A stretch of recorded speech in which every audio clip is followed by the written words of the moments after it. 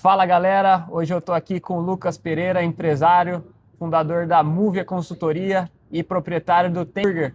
Hoje a gente veio aqui fazer umas entrevistas, né, Lucão? Bora! Tem algumas perguntinhas aqui para essa pessoa que é uma das minhas referências como empreendedor e também mentor nesse meu início como empresário e como empreendedor também.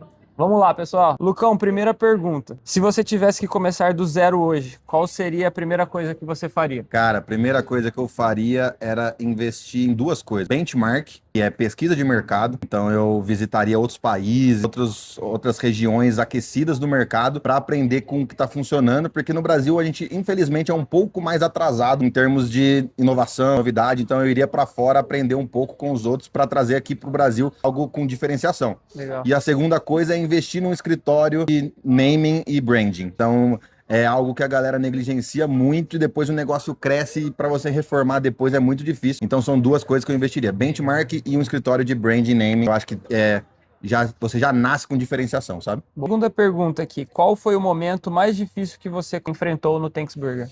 Cara, o momento mais difícil, tem um dia muito marcante para mim, e a gente do ramo de food service, segunda é o melhor dia de pagamento, né? Que a gente fatura com o final de semana, chega segunda, a gente tá com caixa. E aí chegou numa segunda-feira, quinto dia útil, que eu precisava pagar os funcionários e eu precisava decidir se eu pagava fornecedor ou funcionário. Aí eu falei, cara, se eu não pagar fornecedor, eu não tenho mercadoria para vender mais. Se eu não pagar funcionário, eu vou gerar burburinho e insatisfação dentro do time. Então foi um momento ali difícil pra caramba que eu falei, cara, nesse caminho não tá dando pra seguir. Preciso fazer alguma coisa pra resolver isso, não posso atrasar nenhum nem outro. E aí, cara, diálogo, né? Conversa com um funcionário aqui, com outro ali, conversa com um fornecedor, posterga um pouco, paga metade, na outra semana paga outra metade, e foi desenrolando, mas foi um sentimento muito ruim ali naquele dia, sabe? Foi bem difícil. Pra mim foi bem difícil. Te entendo, equilibrar os pratos não é... Putz, é difícil, É velho, difícil. é difícil. Boa. Hoje em dia, muitas pessoas querem abrir restaurante, né? Qual o erro que você vê nos iniciantes com mais frequência? Cara, dois principais. Primeiro, abrir porque você é bom em alguma culinária. Então, hoje, o produto, ele é meio que obrigação, assim, sabe? Com chat, com YouTube. Você consegue criar produtos bons, mesmo você não sendo gastronômico. Então, as pessoas investem muito mais em produto do que em gestão. Sendo que a maioria dos restaurantes quebra por gestão, não por produto. Então, se as pessoas invertessem a ordem, aprendessem a gerenciar um restaurante, pessoas, e liderar, o produto ia acompanhar, sabe? Então, as pessoas abrem porque tem uma pizza boa, um sushi bom, um burger bom, um brigadeiro bom, mas elas não sabem gerir isso. E aí, a curva de aprendizado para ela começar a gerir bem já quebrou antes. Então, acho que isso é uma coisa. E a segunda é abrir única e exclusivamente por dinheiro, sabe? É um erro muito grande que as pessoas, por dinheiro e sem dinheiro também, né? Porque as pessoas às vezes abrem com o dinheiro da obra, sem nenhum capital de giro, sem nenhum respiro. Depende da venda no primeiro dia. Se não vender, já não tem conta para pagar, já não consegue pagar as contas do segundo mês, sabe? Então eu sempre falo, galera acha que abrir no Cambuí vai abrir a porta e vai estar Black Friday Americanas, né? A galera batendo na porta para entrar. E não é assim, velho. Então você precisa ter um tempo de respiro de caixa para que a sua marca se consolide, para que você ganhe clientela. Porque se você depender, pensa, você construiu todo um negócio e depende da venda do mês 1 para pagar, é muito curto o tempo de aprendizado, sabe? E o abrir só pelo dinheiro é abrir sem propósito, sem pensar nas pessoas, única e exclusivamente olhando pro dinheiro. Uma hora você vai se perder ali como gestor e, cara, isso é um erro crasso. Eu sempre brinco lá no Cambuí, né?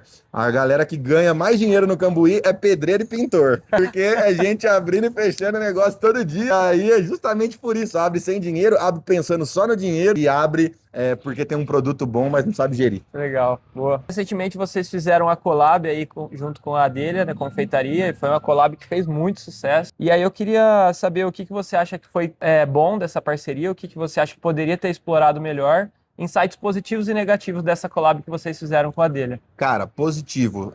Comunicação. Não é o que você vende, mas como você conta o que você vende. Então a gente investiu muito em empresas de captação, em vídeos, em roteirização. Então todo esse storytelling de que eu fui para Portugal, peguei o lanche lá, então toda essa comunicação contribuiu para que fosse um sucesso. Outro ponto é comunicação de influência. Então a gente contratou 25 influencers para divulgar a campanha. Então isso contribuiu muito também. A escolha do parceiro, para mim, foi determinante. Então a Adélia, cara, ela é uma ela é uma confeitaria, além de produto de muita qualidade, também é muito boa em comunidade. Então eu consegui acessar a comunidade dela, a audiência dela, e isso gerou muito valor para collab, sabe? Eu acho que se a gente fizesse o mesmo produto, com o mesmo croissant, do mesmo jeito, com a mesma comunicação, com uma confeitaria que não tivesse a comunidade dela, não teria tido o mesmo sucesso, Legal. sabe? Então, para mim, para quem vai fazer collab, a escolha do parceiro é determinante para que ela tenha sucesso. De ponto negativo, foi que hoje o nosso faturamento lá no Tanks, 65% é delivery.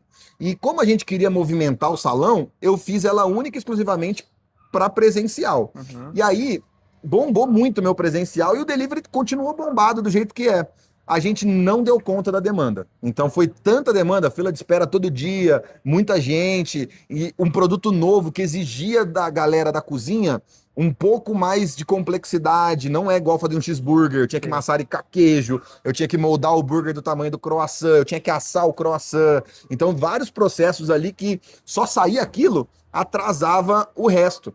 Então foi um bom insight, um bom ponto de melhoria, que se a gente tiver aquele movimento com frequência no presencial, a gente precisa de mais estrutura de cozinha para atender. Então, como a gente é craque em atender delivery, quando a gente precisou atender presencial de forma volumosa, a gente deu uma patinada. Então, por exemplo, prato demorando 40, 50 minutos na mesa, fila de espera de 1, 2 horas porque demorava na mesa. Então, assim, são coisas que a gente acabou sofrendo, delivery atrasando muito, porque hoje a gente solta delivery casa da mesma cozinha, né? Então, se lota os dois, a mesma cozinha solta para os dois. Então tem esse desafio, né? Uhum. Então, pô, mas já estamos com plano de ação, já vamos reformar, já vamos trazer cozinha, aumentar a cozinha para a gente conseguir atender essa demanda das próximas vezes que ela aparecer, né? Legal, expansão pela frente. É isso, então. não tem jeito, tem que crescer. Boa, meu irmão. Desafio atual, então, depois de construir uma marca forte, qual que é o maior desafio hoje, tanto do Lucas Tanks como do Lucas Consultoria Movia Pro? Cara, eu acho que como Tanks, o meu maior desafio no crescimento que a gente está em processo de expansão é não perder a essência. Uhum. Então, a essência do que a gente construiu, relacionamento com colaborador, relacionamento com fornecedor, relacionamento com cliente, cultura, propósito, como que eu vou manter esses pilares fortes com mais unidades? Entendeu? Como que eu vou conseguir construir isso de forma sólida? Então, esse tem sido o meu maior frio na barriga. Cara, se eu for abrir um Tanks sei lá, no Rio, como que eu vou manter a nossa essência lá, à distância? Quem que eu vou mandar para lá daqui? Alguém precisa conhecer nosso coração para estar lá, alguém precisa conhecer a nossa identidade. Então, isso é o que está mais me gerando um desconforto bom. Sim. Um desconforto, tipo, eu preciso solucionar isso. Como que eu vou fazer isso? Porque senão, se eu expandir pelo dinheiro, foi o que eu falei na outra pergunta, sabe? Não tem longevidade. Então eu quero expandir com pessoas que acreditam no que a gente acredita. Então, para isso, eu vou ter que fazer um trabalho de trazer pessoas por caráter e comportamento, não porque tem dinheiro, entendeu? Então, eu acho que é uma coisa bem diferente do que a maioria das franqueadoras fazem, vão colocando franqueado por dinheiro e aí tem esse problema no final aí que acaba gerando desconforto por falta de fit cultural, entendeu? Então eu tô trabalhando bastante nisso para conseguir replicar os nossos valores em princípios independente da localização, sabe? Porra, aula, hein? Para encerrar, primeiro, obrigado por você Imagina, compartilhar aí um pouco da sua vivência, Lucão. Queria uma dica, alguma sugestão, algo que você daria de algum corte de caminho para eu que estou começando agora. O que você deixa de dica aqui para nós? Cara, atalho nesse mundo do empreendedorismo, ele é muito delicado, assim. Eu vejo que a maioria das pessoas que constroem algo grande, a gente até compartilhou esses dias no nosso grupo de mentoria lá, o vídeo do Junior Durski, né? Aí ele falando que faturou 2 bi e 400 milhões no ano. E aí a próxima pergunta do cara foi, mas quanto tempo você tem a marca? Ele, 21 anos. Então a gente pensa no Madeiro em 5 anos, 6 anos, que deu o boom, né? Mas ele tá 21 anos construindo, sabe? Então, o meu maior insight, assim, são 2, né? Primeiro, não existe nada relevante construído no curto prazo. Então, tudo é longo prazo. A nossa geração, ela é imediatista e isso é uma objeção para o crescimento da nossa geração. Às vezes a gente fica olhando o Instagram com a regra do outro e a gente não sabe o que aquele cara percorreu. O Junior Durski mesmo, a gente olha ali o Instagram dele, pô, Madeiro, 300 e poucas lojas, tal, pô, 21 anos. O que ele passou no primeiro ano, no segundo ano? Ninguém sabe, entendeu? Então, a rede social é um mal para nossa geração no efeito de comparação, de você querer escrever a sua história com as páginas dos outros, entendeu? Então, parar de ser imediatista, pensar no longo prazo. Cara, o Tenks vai fazer 8 anos. Parece que foi ontem que eu inaugurei, passa rápido. Então, a gente tem que ter plano de 5, 10, 20 anos para as nossas marcas, porque a gente vai chegar lá. Aí, o ponto é, a gente vai chegar lá como? Tendo construído algo relevante, ou a gente vai chegar vivendo e apagando incêndio ano a ano? Então, vale a pena ter um planejamento de médio e longo prazo para as nossas empresas. Esse é o primeiro insight. E o segundo é, ninguém constrói nada relevante sozinho.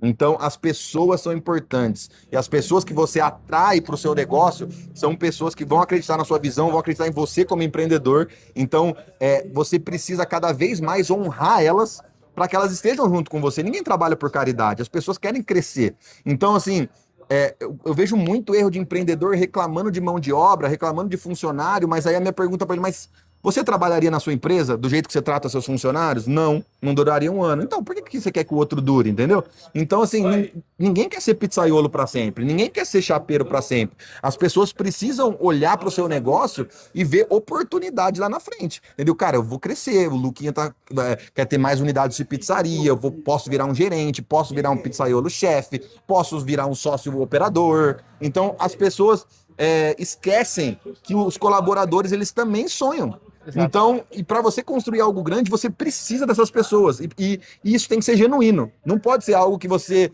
está usando a mão de obra dela, porque sem ela você não cresceria. Não. Nos meus colaboradores lá, meu time de liderança, meu time de liderados, cara, eu celebro as conquistas deles. Eu sei que gente mudou de casa, eu sei que gente comprou moto, eu sei que gente foi viajar, eu sei que gente teve filho. Então, assim, são coisas que eles vão conquistando por causa do trabalho, que pra mim é um motivo genuíno de celebração, legal, sabe? E eu não vou conseguir chegar onde eu quero sem eles, velho.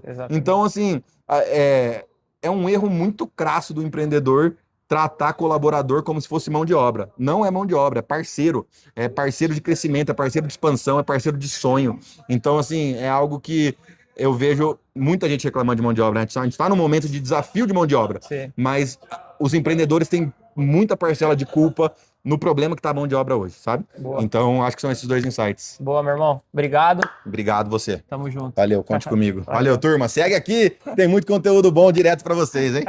Valeu.